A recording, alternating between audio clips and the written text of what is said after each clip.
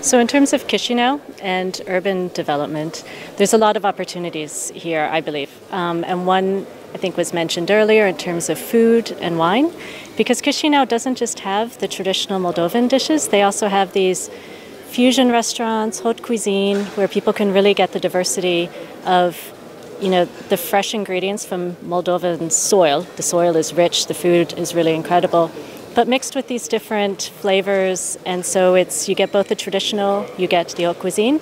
And for people coming from Europe, it's also something different for them, and it's also quite good value. I think it was mentioned the wine is very high quality.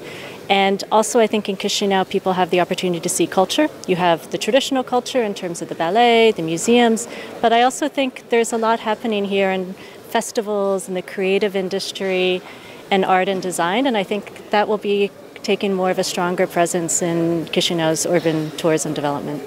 If we talk about buildings, squares.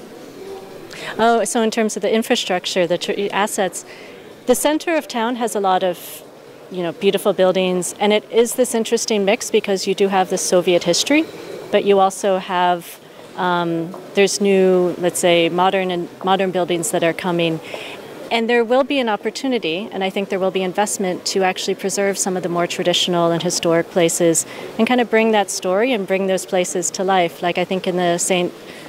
Stephen the Great Park, there's the old, is it a kino or the, one of the buildings that is, it has an opportunity, it has a Soviet design and it has an opportunity to really turn into something very cool and modern. And I think there's opportunity with some of these maybe abandoned buildings or places that need renovation to keep the structure, to keep the history, but turn it into a new type of space and something that's more dynamic.